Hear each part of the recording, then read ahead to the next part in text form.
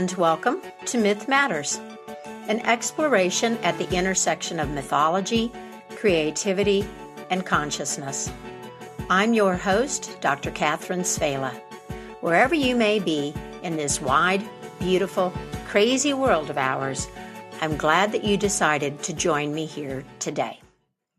I have one more Russian fairy tale that includes the Baba Yaga for you today. Lots of us are fascinated by this figure of a scary old witch, a cannibalistic crone who might help you or eat you, who lives in a hut on chicken legs deep in the forest. Who is she? What does the Baba Yaga signify? The archaeologist Maria Gimbutas, who did much of her work into the origins of human culture in Eastern Europe, considered the Baba Yaga the ancient Slavic goddess of death and regeneration. Now, the connection between the Baba Yaga's complex nature and the mysteries of life and death link her to initiatory experiences. That is, journeys into liminal spaces, into the unknown dimensions of time, space, and psyche where transformation takes place. As I mentioned in one of the previous episodes about the Baba Yaga, as a crone figure, she contains all of the earlier permutations of life experience. In the language of the triple goddess, this means that she contains the maiden and mother. More broadly, the Baba Yaga has been around and through it all. She's linked to the earth, to the cycles of nature and all earthly creatures and beings, and she knows the workings of the human world, of human society and psychology. This is her great wisdom. The story that I have for you today is new to me, although it's apparently quite popular in Eastern Europe and Russia. There are many variants. It's called Finist the Bright Falcon, and the version that I'm referencing is found in the collection titled Baba Yaga, the Wild Witch of the East and Russian Fairy Tales, translation by Sibylle Forrester. This story contains some motifs and plot twists that you may recognize from other stories about quests for what the heart and soul desire most, quests that challenge us to become a person worthy of success. Let me tell you the story, and I'll share some of my thoughts about it.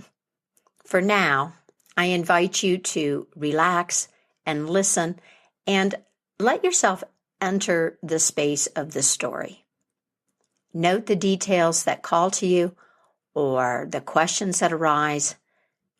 These might be something you like or something about the story that bothers you. Whatever the nature of it, these are clues to the place this story occupies in your life right now. Finist the Bright Falcon. Once upon a time, there lived an old man and an old woman. They had 3 daughters, and the youngest was such a beauty that it can't be told in a tale or written down by a pen. One day, the old man was getting ready to go to the city for the market, and he said, "My gracious daughters, whatever you wish, give me your orders, and I'll buy everything at the market." The eldest daughter said, "Buy me a new dress, father." The middle daughter said, "Buy me a shawl kerchief, father." But the youngest daughter said, "Buy me a little scarlet flower." The father laughed at the youngest daughter. "And what, silly little thing," he said, "do you need a scarlet flower for? A lot of good it would do you. I'd do better to buy you fancy clothes." But no matter what he said, he couldn't persuade her to change her mind. "Buy a little scarlet flower," she insisted, and that was all she wanted. The old man set off for the market. He bought his eldest daughter a dress and the middle one a shawl kerchief, but he couldn't find a little scarlet flower anywhere in the whole city. He was getting ready to go home and already at the very gate of the city when he happened to meet an old man he didn't know who was carrying a little scarlet flower in his hands. "Sell me your flower, old man," he said. "Well," said the other man, "it's not for sale. It's special. If your youngest daughter will marry my son, Finist the Bright Falcon, then I'll give you the flower for nothing." The father thought about it. Not taking the flower would cause his daughter grief, but taking it would mean having to marry her off, and God knows to whom. He thought, and finally he took the little scarlet flower after all. It's not a misfortune, he decided. This young man will come courting later on, and if he's no good, then we can still turn him down. The old man came home and gave his eldest daughter the dress and his middle daughter the shawl kerchief. But he gave the youngest one the little flower and said to her, "Your flower doesn't please me, my dear daughter. It doesn't please me at all."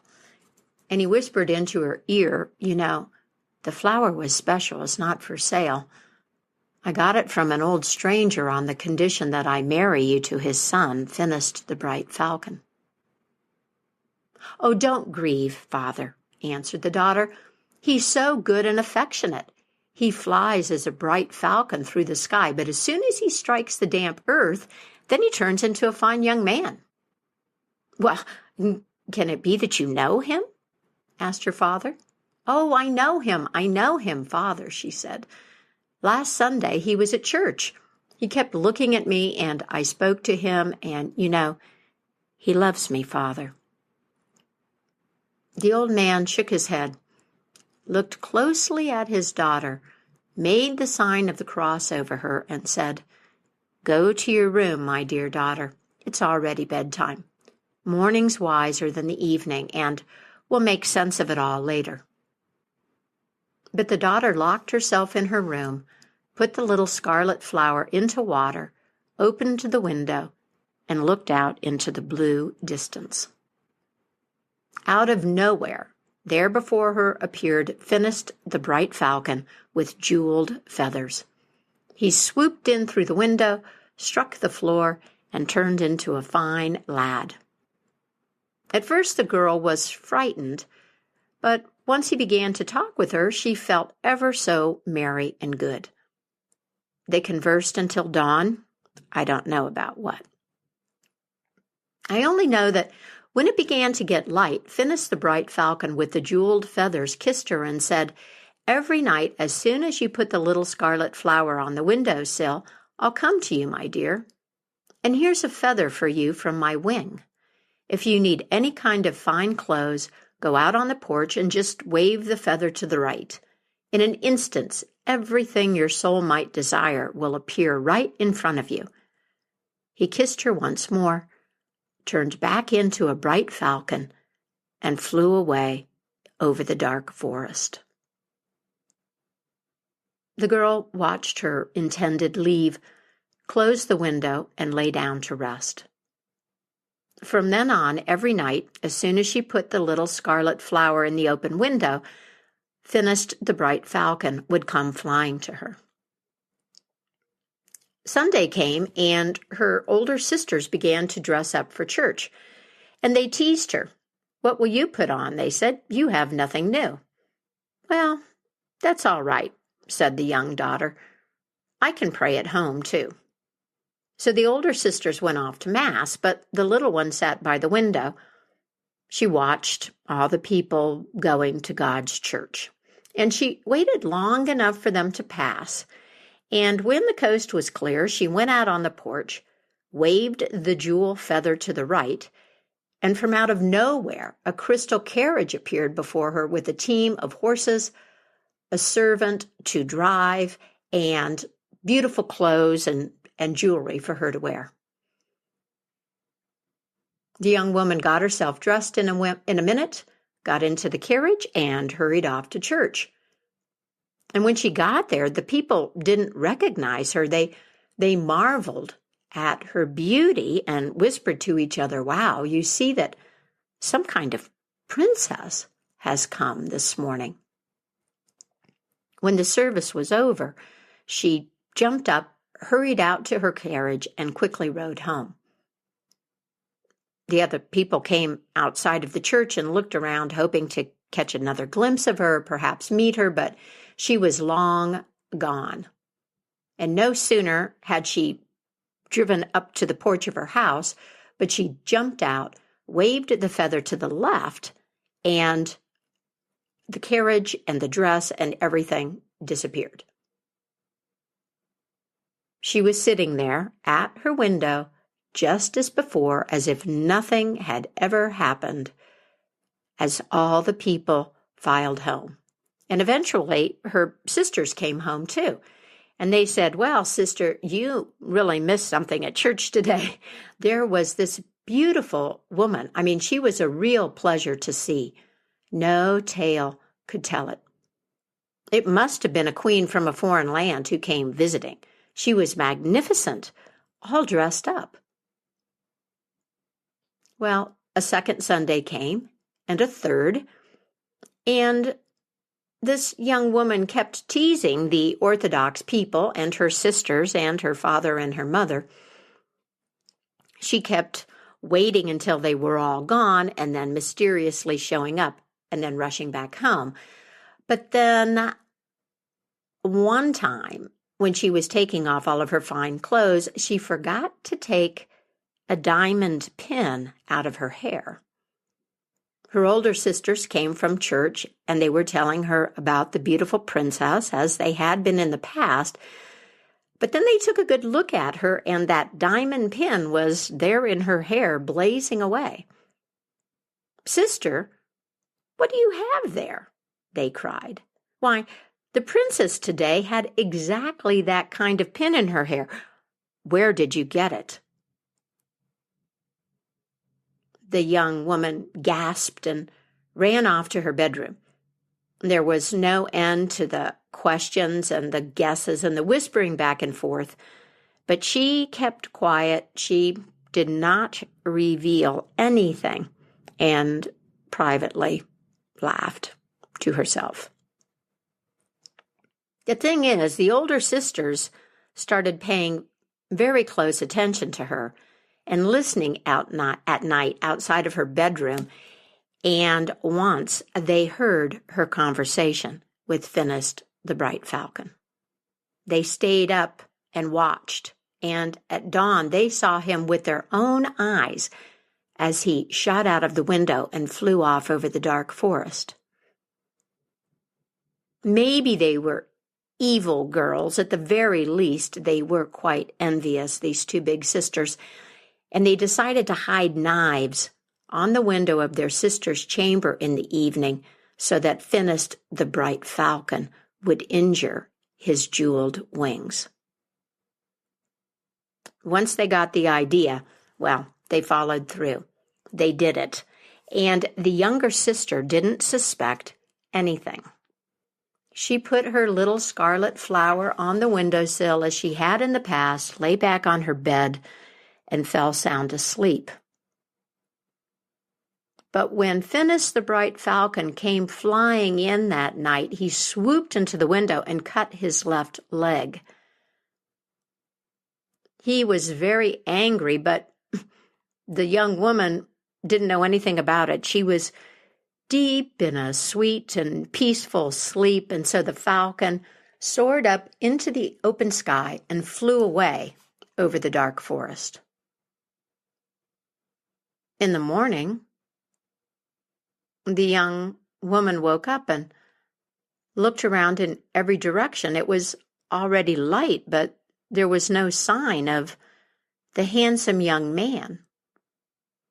And as soon as she glanced out the window, she saw the sharp knives sticking out this way and that, and she saw the blood dripping from them onto the little flower. For a long time, she cried bitter tears. She spent many sleepless nights by the window of her chamber. She tried waving the jeweled feather, but all in vain. Finist the Bright Falcon didn't come flying to her, and he didn't send his servants either.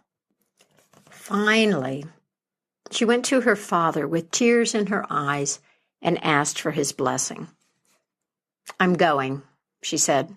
"I don't know where."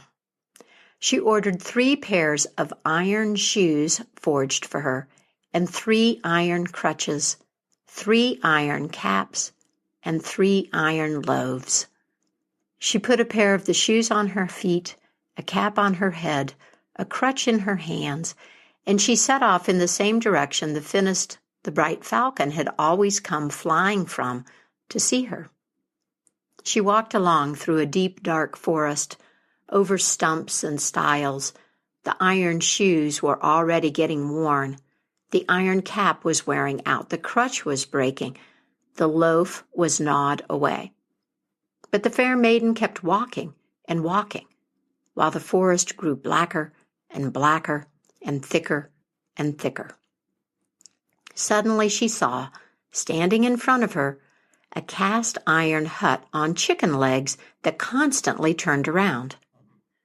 The maiden said, little house, stand with your back to the woods, your front to me." The house turned its front toward her. She went into the house, and a Baba Yaga was lying inside from corner to corner, lips on the railing, nose stuck in the ceiling.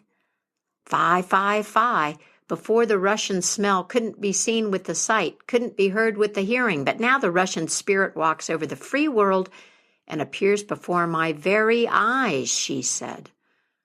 "Where does your road lead, fair maiden? Are you doing a deed or fleeing a deed?" "Granny," she said, "I had Finist the Bright Falcon, jeweled feathers, but my sisters harmed him. Now I am searching for Finist the Bright Falcon." "You'll have to go a long way, little one," said Baba Yaga. "You must pass through thrice 9 more lands. Finist the Bright Falcon, jeweled feathers, lives in the 50th kingdom in the 80th state, and he's already betrothed to a princess." Baba Yaga fed the maiden, gave her something to drink, and put her to bed. In the morning, as soon as the light began to spread, she woke her up and gave her a precious gift, a little gold mallet and 10 diamond nails. And she instructed her, "When you come to the blue sea, Finist the Bright Falcon's bride will come out on the shore for a stroll. But you take this golden mallet in your hand and hammer in the diamond nails. She'll ask to buy them from you. Don't you take anything, fair maiden, only ask to see Finist the Bright Falcon. There now, go and see my middle sister." Again, the young woman walked along through the dark forest, further and further, into a deeper and deeper and denser and black woods. The treetops were curling up to the sky, and her second pair of iron shoes was already down at the heel. The second cap was already worn out. The second iron crutch was breaking, and there was nothing left of that second loaf. And there, standing before her, was a cast iron house on chicken legs, turning round and round and round. little house," she said, "stand with your back to the woods and your front to me. I must climb inside to eat some bread." The little house turned with its back to the woods and its front toward the maiden. She went inside, but a Baba Yaga was lying inside the house from corner to corner, lips on the railing, nose stuck to the ceiling. "Fie, fie, fie!" Before, the Russian smell couldn't be seen with the sight or heard with the hearing, but now the Russian smell has started walking all over the world, and where does your road lead, fair maiden?" "Granny," she said, "I'm searching for Finist the Bright Falcon." "Well, he's about to get married," said Baba Yaga. "They're already holding the party for the bridesmaids." She gave the young woman food and drink and put her to sleep. And in the morning, as soon as it got light, she woke her up, gave her a golden saucer with a diamond ball, and ordered her firmly, very firmly, "When you come to the shore of the blue sea, start rolling the diamond ball on the golden saucer. Finist the Bright Falcon's bride will come out to you and start trying to buy the saucer with the ball, but don't you take anything for it. Just ask to see Finist the Bright Falcon, jeweled feathers. Now, go on and see my older sister." Again, the young woman walked through the dark forest into an area even deeper and darker and blacker and thicker. The third pair of shoes was now well worn, and the third cap completely worn out. The last crutch was breaking, and the last loaf was gnawed away. Before her was a cast iron house standing on chicken legs, turning and turning and turning.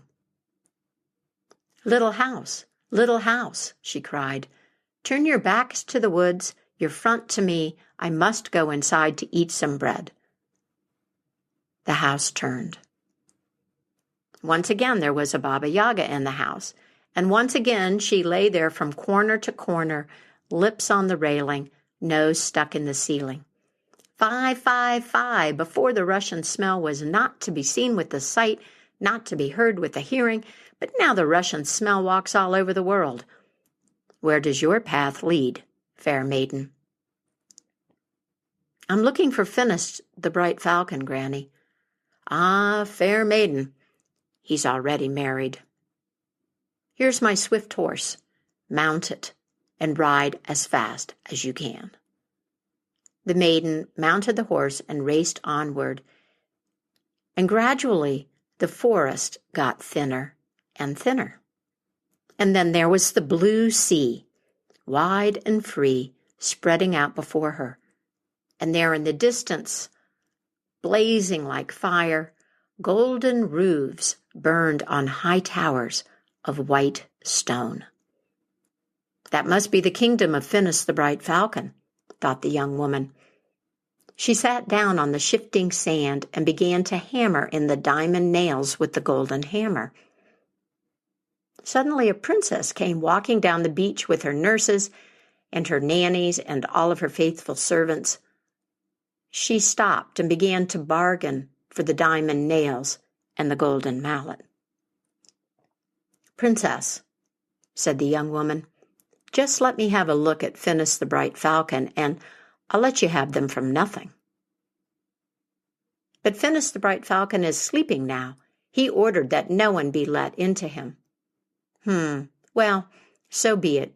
Give me your wonderful nails and mallet, and I'll show him to you. The princess took the mallet and the little nails, ran back to the palace, and stuck a magic pin into Finist the Bright Falcon's clothes so he would sleep more soundly and couldn't be shaken from it. Then she ordered the nurses to lead the young woman into the palace to her husband, the Bright Falcon, while she went for a walk. The falcon was deep asleep, and for a long time the young woman wrung her hands and cried over her darling. She shook him, but there was no way she could wake him. And once she had strolled all she wanted, the princess came home, told the young woman it was time to go, and when the door closed behind her, pulled out the pin. Finist the Bright Falcon woke up. "Oh, my God, how long have I been sleeping?" he said. "Someone was here and kept weeping and lamenting over me, only there was no way I could open my eyes. It was so hard for me." "You were only dreaming," answered the princess. "There was nobody here." The next day, the young woman sat on the shore of the sea again, and this time she rolled the diamond ball on the golden saucer. The princess came out to stroll. She saw it and said, "Sell it to me. Let me just take a look at Finist the Bright Falcon, and I'll let you have it for nothing." The princess agreed, and again she stuck a pin in Finist the Bright Falcon's clothes, and again the young woman wept bitterly over her darling and couldn't wake him. On the third day, she sat on the shore of the dark blue sea, so sorrowful and sad, feeding her horse glowing coals. The princess saw the horse being fed with fire, and she asked to buy him. "Let me just take a look at Finist the Bright Falcon, and I'll give him to you for nothing." The princess agreed, ran into the palace, and said, "Finist, Bright Falcon, let me look in your hair for lice." She sat down to search his head and stuck a pin in his hair, and he immediately fell sound asleep. Then she sent her nurses to bring in the young woman.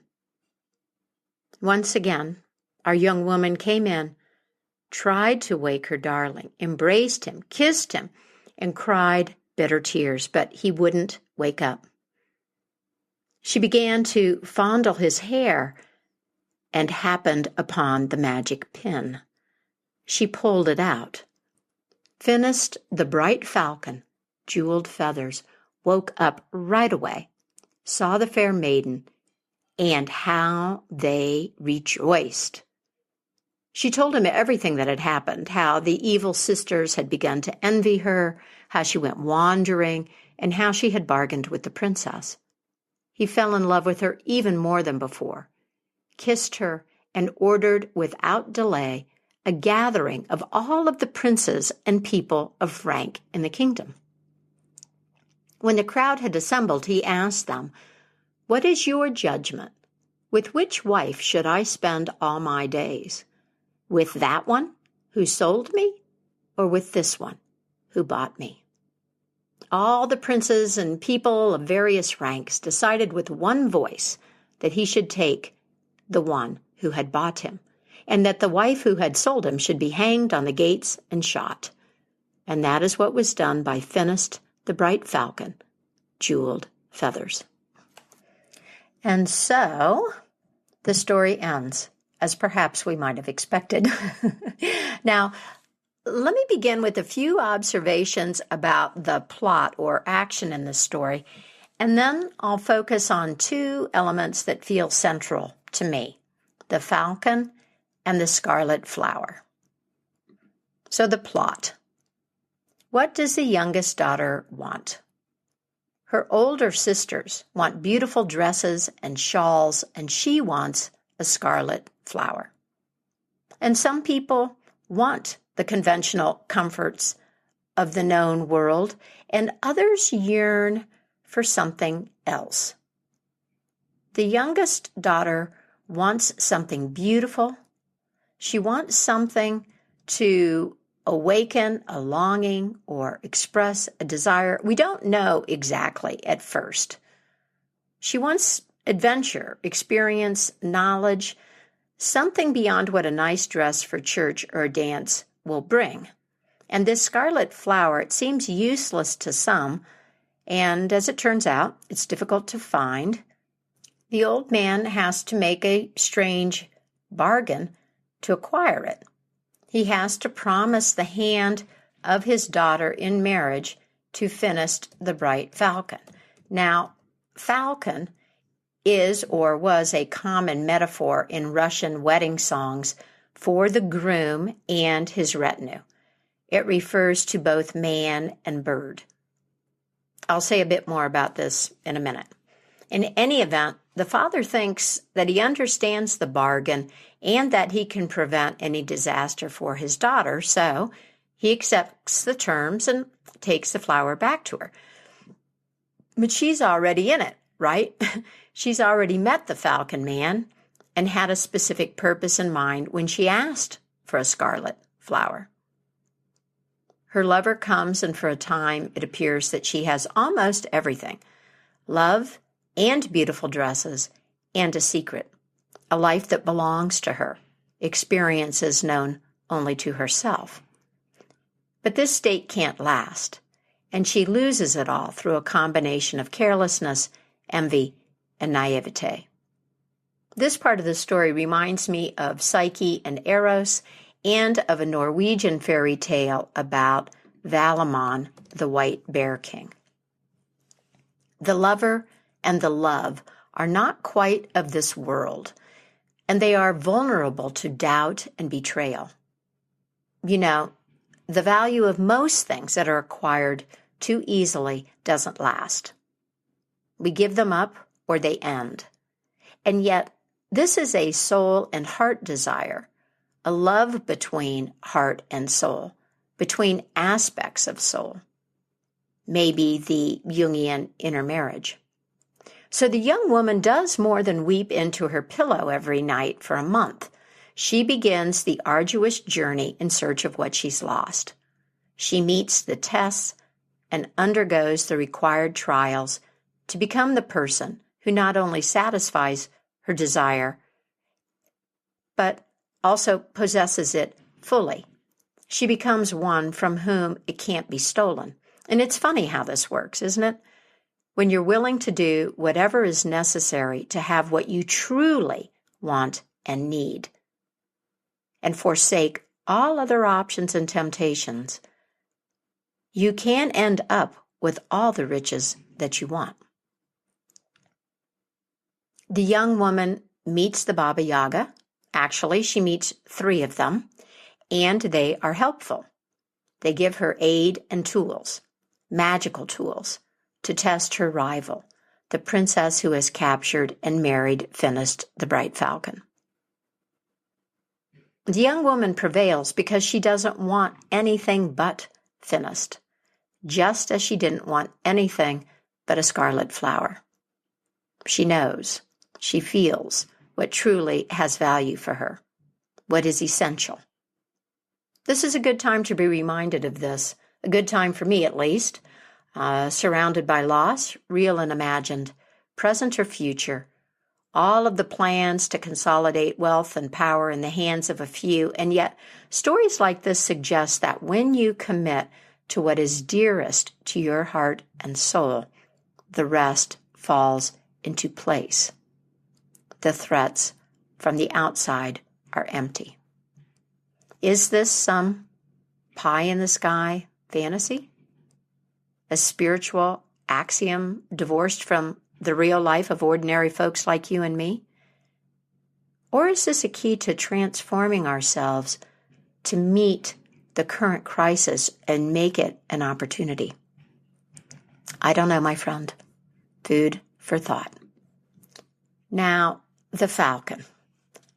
As I mentioned, a falcon is a metaphor for a young man and or a groom in a marriage, which is interesting.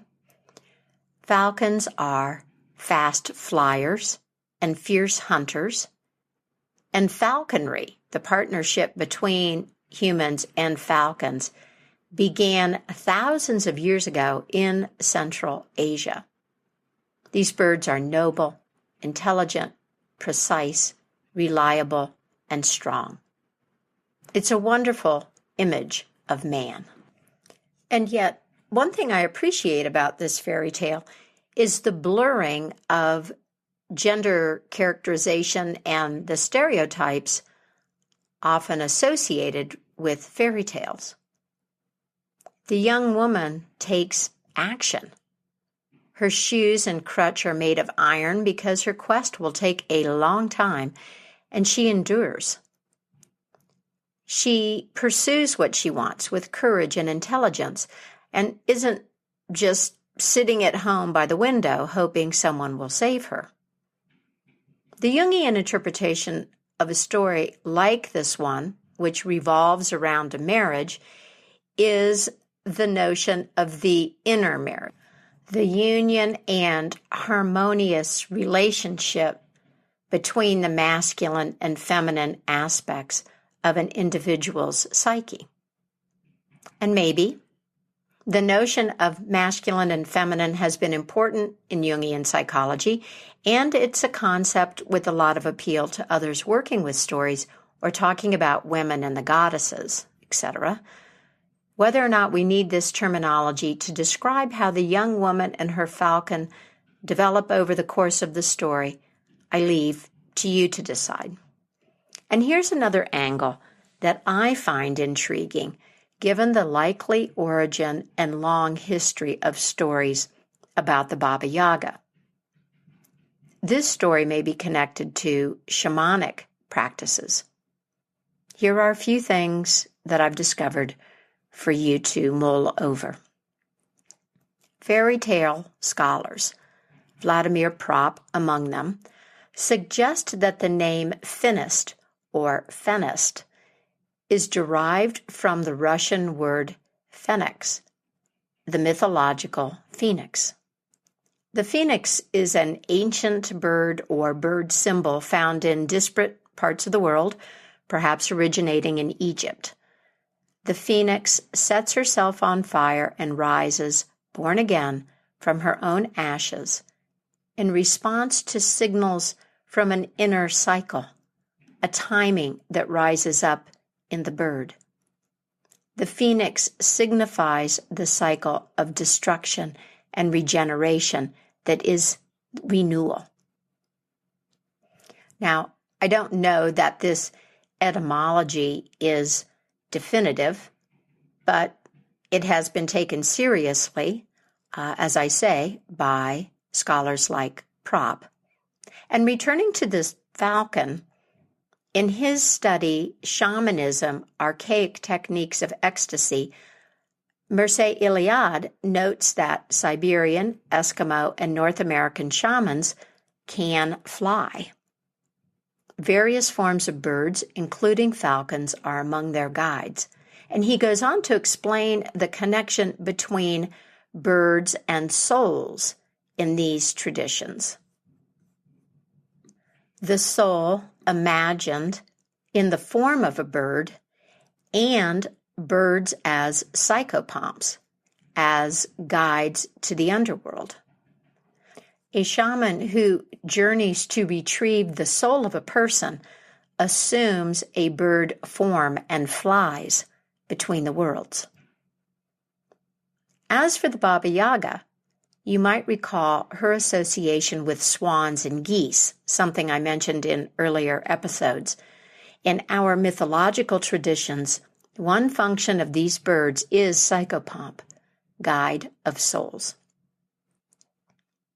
About the scarlet flower, the other element in the story that intrigues me and feels significant. The image suggests beauty and passion and danger, red being the color of blood and fire. Literal information regarding the possible identity of this flower is difficult to track down at this time. It could be the scarlet sage, a hardy perennial plant found in Russia and other parts of the world. A scarlet flower appears in another Russian fairy tale, one that's similar to Beauty and the Beast. My quest for factual information about this scarlet flower in fairy tales from these lands uncovered another possible link to shamanism. I don't think this is something that can be definitively established, and yet it is a possibility that's largely unexplored at this point. So, while looking at Russian illustrations for the story of Finist and Baba Yaga tales more generally, I noticed the presence of Amanita muscaria in the illustrations. Amanita muscaria, the red-capped mushroom with white dots that is an entheogen or a psychedelic. The power of this mushroom has been known to Siberian shamans and others for thousands of years. It grows in the company of birch and coniferous trees in the forest. I first noticed these mushrooms in the work of Ivan Bilibin, an artist who also did ethnographic work and was very interested in Russian folk traditions. This included knowledge of shamanism and the use of mushrooms. The inclusion of the amanita mushroom in artwork depicting Russian and Slavic fairy tales became something of a convention in the early 20th century. Was this simply an attraction to the mushroom as a cool design element, imitation among artists, or something else? I don't know. I'll post a few examples of this artwork on the Mythic Mojo website, along with the transcript to this episode. I'll also post a portrait of Bilibin himself that I find interesting. He is wearing a scarlet flower and bears a resemblance to a falcon, I think. Very intense eyes. Go to mythicmojo.com and take a look for yourself. According to Frank Dugan of Washington State University, linguistic and ethnographic analyses link the words Baba, witch, and midwife with dead female ancestors generally, and with water birds, bird maidens, and mushrooms. One ancient Slavic name for the Earth Mother deity is Mother of Mushrooms. Again, there are a number of possible meanings. Mushrooms are or were plentiful in this part of the world, and many are edible. Mushrooms are food. And there are connections, right, in both our material and storied worlds between mushrooms, fungi, and the mycelium network, or wood wide web that connects us all. Decay, the fertility of soil, death, what is underground and the underworld realm, toadstools and poison and a witch's brew, madness and ecstasy and inner knowledge, and the complex mysteries of life cycles and the cosmos. Mushrooms, and psychedelic mushrooms in particular, have been teachers for a very long time. Teachers, guides, initiators. Is this part of Baba Yaga's history? Of her complex otherworldliness? Does it shed light on the significance of her strange home in liminal space, her connection to earth goddesses, threshold gardens, and psychopomps? Again, food for thought. Now, I have one more reflection to share with you, but first, a big welcome to new email subscribers: Jane, Elizabeth, R., Peter, Santhi, Michael, Miriam, and Doug. Welcome to Myth Matters. If you're new to Myth Matters, I invite you to head over to the Mythic Mojo website. You'll find a transcript of this episode and information about the Mythic mentorship and creativity coaching that I offer. I work one-on-one with artists and writers to realize their creative potential, and with people going through life-work transitions who want to follow their inner guidance to get out of the cultural boxes imposed on us. You can also join the email list if you would like to receive links to new Myth Matters episodes in your inbox. I can keep creating Myth Matters for you because I have some financial support from my amazing Patreon patrons and supporters on Bandcamp. A big shout out of thanks to new patron Kay for joining me on Patreon. Thank you so much. If you are finding something of value in this podcast and can afford to send a few dollars my way, I hope you'll consider doing that. Thank you so much for your support of Myth Matters in whatever form makes sense for you. Now, one parting thought about the Baba Yaga, her nature and wisdom. I guess this is an idea, image, metaphor, art object. It's all of these things that feels like a useful place to end this exploration of the Baba Yaga and the ideas that cluster around her. Fierce wildness and the call of the earth, complexity, kinship, initiation, and the deaths and transformations that occur in liminal spaces in the mythic dimension. The idea or image is the Matryoshka, the Russian nesting doll. In her book, Mother Russia, The Feminine in Russian Mythology, Joanna Hubbs begins with a discussion of the Matryoshka doll. A Matryoshka is a wooden, egg-shaped doll, usually painted as a peasant woman, that has smaller and smaller versions of the peasant woman inside them. When you pull apart the two halves of the outer doll, you find another smaller version inside. And there's usually 4 or 5 or 6 of these layers. This is a really interesting metaphor for the Baba Yaga and for the deities that preceded her and are part of the lineage of this fairy tale character. Today, these dolls are typically considered to be folk art, toys, and the dolls that are currently produced usually contain only smaller and smaller images of the woman, as I just described to you. But the Matryoshka is a symbol of Mother Russia, that is Mother Earth, whose body contains multitudes, the soil that is female. And in this figure, we see her fertility and her creative powers. The oldest Matryoshka around today is from the 19th century, and the doll is a girl in a peasant dress carrying a black rooster under her arm. Inside her is first a boy, then another girl, and finally a baby in swaddling clothes. Sounds a lot like characters in our story, right?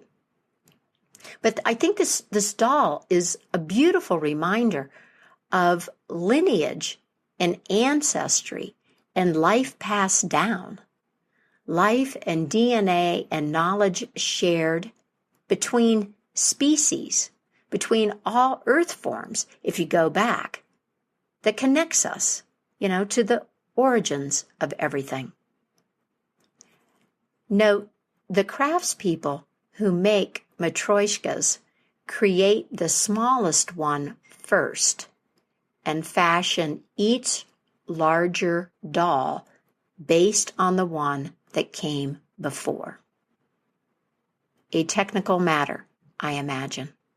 And yet this process mirrors the truth of our dependency, heritage, and evolution. Today, many of us live in cultures based on the biggest doll, the doll that contains only smaller and smaller images of itself. But this is a debasement of the truth of our legacy, kinship, and origins. And I suspect this is the wisdom of the Baba Yaga. Thank you so much for joining me in this exploration. If you have thoughts or experiences of the Baba Yaga, feel free to email me or use the text link that accompanies this episode on various podcast platforms, as I would love to hear from you. Next month, April, is National Poetry Month here in the United States. So the next time we meet, I will have some poems for you. If we have a better understanding of our need for myth and all that our old stories offer, we can live more satisfying lives. We can inhabit a better story and create a more beautiful, just, and sustainable world. And that's it for me, Catherine Savela, and Myth Matters. Take good care of yourself And until next time, keep the mystery in your life alive.